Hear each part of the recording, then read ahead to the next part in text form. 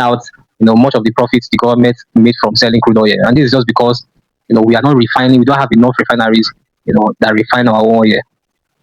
Now, beyond oil, the war has triggered what I'll call a supply chain crisis. This is because shipping through the Red Sea and the Suez Canal has become, dangerous due to the conflicts. So many ships are now taking the long way around the Cape of Good Hope, which is in South Africa, right?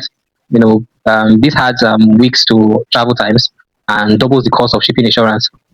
For Africa, this means the shortage of essential items like fertilizers, which are heavily produced in the Gulf region.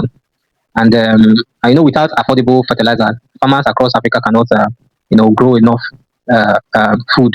Raising fears of a grocery supply emergency. Later in 2026. Now, finally, there is the risk of capital flight, right?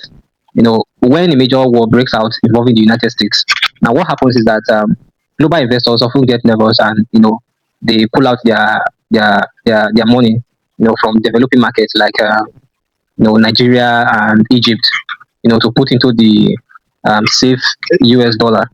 This makes African currencies weak, makes it weaker. You know, um, in April 2026, the International Monetary Fund, that's the IMF, reported that the war had already shaved about 0.2% of Africa's total economic growth. You know, while the political architects, you know, of this war are in Washington and in Tehran, the real burden of the conflict, is often carried by ordinary Africans, who are facing higher bills and a more uncertain future. Now my question is, do you think with all this that is happening and its effects on Africa, do you think African leaders should pick a side, in the war, or do you think they should remain neutral, to protect trade interests? Let me know what you think.